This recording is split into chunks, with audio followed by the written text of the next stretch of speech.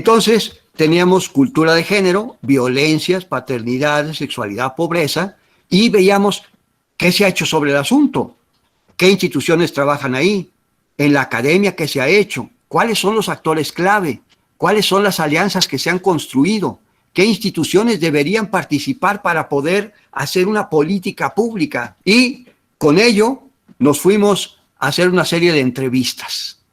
Y entonces platicamos con una serie de personas que han tenido experiencia sobre el tema. Entonces, cuando vimos las entrevistas, la primacía de los temas, de los problemas, cambió. ¿Ah? Y todos dijeron, violencias, primero, el primer lugar. El asunto de la salud es muy importante.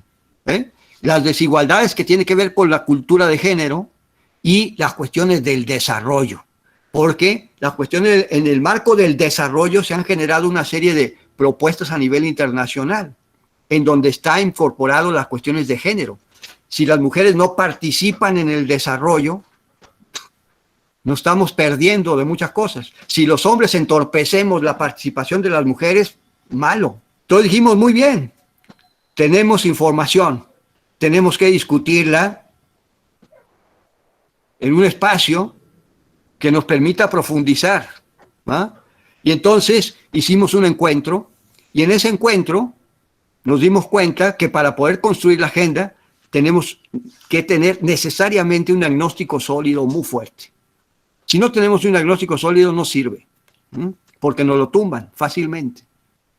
Tener un enfoque multidisciplinario, que sea incluyente, ciudadano, ¿verdad? En donde haya una participación, problemas centrados en soluciones, que sea pertinente, que le diga algo a la gente.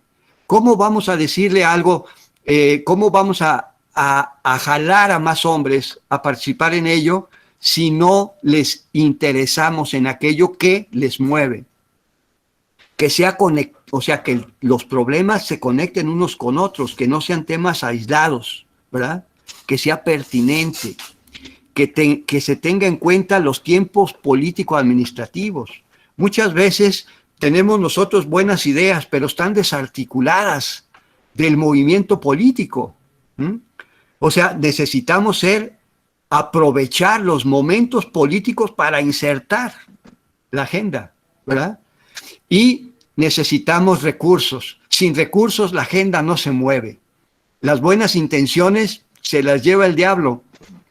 Entonces no sirven para nada. Necesitamos dinero para eso, ¿verdad? La siguiente, por favor.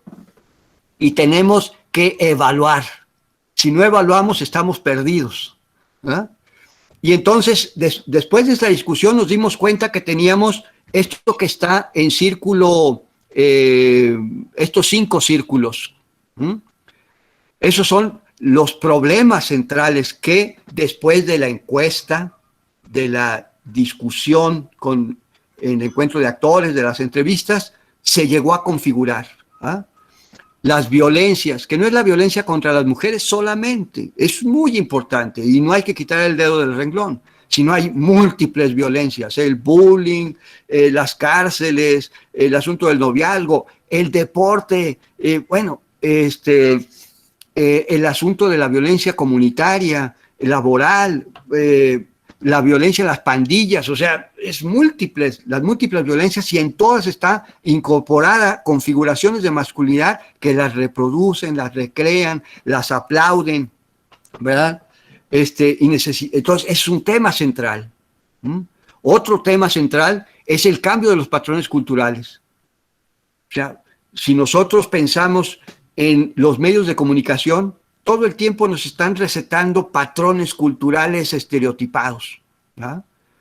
En las redes sociales hay una diversidad y un debate constante con esto de la ideología de género, por ejemplo, ¿verdad?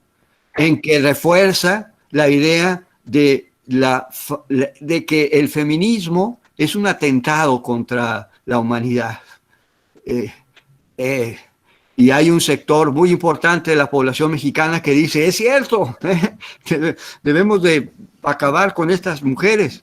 No, o sea, entonces hay que tener en cuenta eso. Los patrones culturales es muy importante tener en cuenta. Generalmente se ha tratado de trabajar con los hombres más renuentes. Y entonces, ¿qué es lo que sucede? Que el fracaso es gigantesco. Necesitamos trabajar con quienes están más dispuestos al cambio.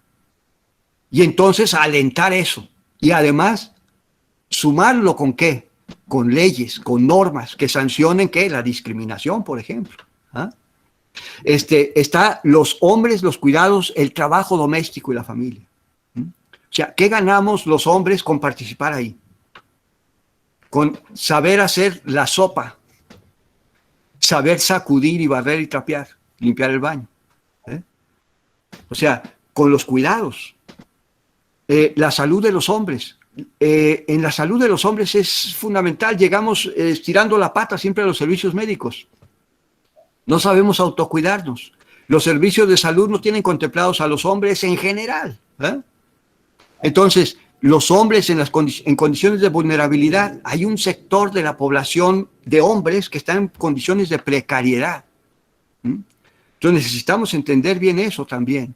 No podemos tener, o sea, no, los hombres no somos todos iguales. Como habíamos dicho, en el contexto hay una gran diversidad y la situación de desigualdad nos traspasa.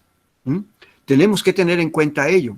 Y además que estas condiciones estructurales de desigualdad son centrales y están vinculadas igual que las cuestiones del desarrollo. Y tenemos dos principios: derechos humanos, justicia social. Y está punteado cada uno de estos círculos y este cuadrado al centro y las flechas que los intersectan, porque cuando nosotros hacemos acciones de cambio cultural, impacta en las violencias, impacta en los hombres y los cuidados, la salud. Cuando un hombre empieza a cuidarse, entonces, ¿qué pasa? Cuando un hombre participa en las salas de parto, ¿qué es lo que sucede? Se genera menos violencia, se genera más una noción de autocuidado y de cuidar al otro. Cuando el asunto, o sea, cada uno de ellos, cualquier acción, se vincula con el resto y tiene entonces un efecto sinérgico. La siguiente, por favor. Entonces, ¿qué es lo que nos dimos cuenta? Que formular una agenda abre un debate. Eso es muy importante, debatir el asunto. Estemos o no de acuerdo, bueno, pero vámonos debatiendo. Por otra parte, que genera un ejercicio de ciudadanía. O sea, necesitamos esta agenda, como la agenda feminista o las múltiples agendas feministas, es un ejercicio de ciudadanía, es de apropiación de derechos. ¿Ah? Y en este sentido, nutrirlo con elementos científicos, o sea, no ocurrencias, científicos. Y entonces tener en cuenta cuáles son los obstáculos que hay que enfrentar. ¿Y qué sucede? Bueno, a partir de esto se generó un espacio de discusión y de construcción que duró un par de años en construir una agenda de política pública. ¿Ah? Allá eran unas propuestas, pero acá ya cuajó.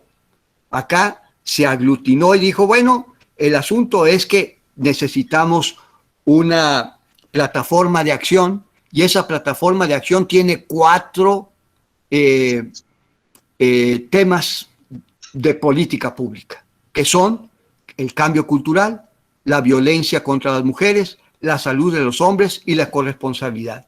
Y esta agenda Suma por la Igualdad se ha presentado en un momento coyuntural, precisamente aprovechando el periodo electoral del 2018 y se presentó en distintos espacios donde había elecciones, a nivel de gubernaturas, a nivel de alcaldías, diputaciones, etcétera.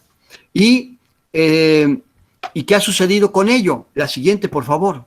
En el caso de Jalisco, presentamos precisamente esta agenda en el 2018. ¿Y dónde están los hombres? ¿Verdad? La siguiente.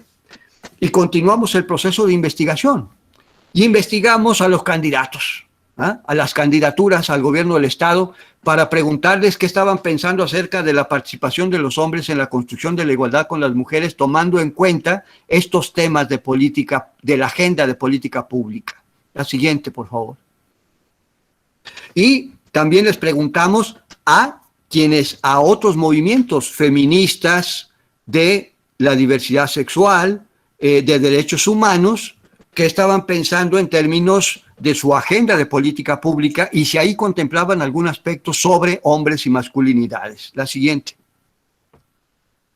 ¿Y qué nos dimos cuenta en el caso de los hombres? Y se hizo un monitoreo de la información que se difundía en los medios. Y si ustedes se dan cuenta, aquí, ¿qué es lo que está en el cuadro? Eran las propuestas elaboradas por las distintas candidaturas al gobierno del Estado sobre el tema de hombres y masculinidades, género, hombres y masculinidades. Y vemos prácticamente una ausencia, ¿verdad? Salvo el candidato del PRI en la tercera columna. Fíjense, 19 propuestas. Entonces, ¿qué es lo que vimos en este proceso electoral? Que los hombres están prácticamente desdibujados, invisibilizados. O sea, hay una carencia de diagnósticos para la elaboración de las propuestas. ¿Qué es lo que pasa con las propuestas? Que son ocurrencias, ¿verdad? Que no está sustentada en un diagnóstico, a pesar de que hay información. INEGI tiene mucha información. Son propuestas disparatadas. O sea, por ejemplo, alguien decía, convertir la Casa Jalisco en un centro de atención para las mujeres. La Casa Jalisco es la casa del gobernador en turno, ¿verdad? O sea, no hay una idea de prevención, no hay una idea, o sea, se confunde igualdad con equidad,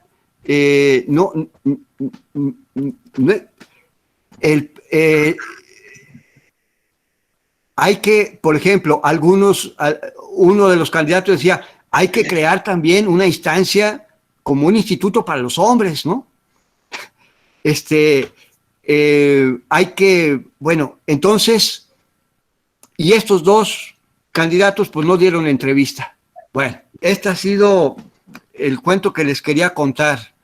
En síntesis, lo que hemos discutido al interior del equipo de trabajo que hemos estado haciendo la investigación sobre esto, es que es un campo virgen el asunto de política pública y masculinidad, hombres. Necesitamos más personas que se involucren en el tema. Pensamos que esta agenda que se propuso, Suma por la Igualdad, da para mucho tiempo. Necesitamos ahora, con este nuevo proceso electoral del 2021, colocar nuevamente la discusión, o sea, en el debate público estos temas. En otras palabras, le hemos puesto el cascabel al gato y hay que seguir haciendo que suene. Y con eso termino. Muchas gracias por su paciencia.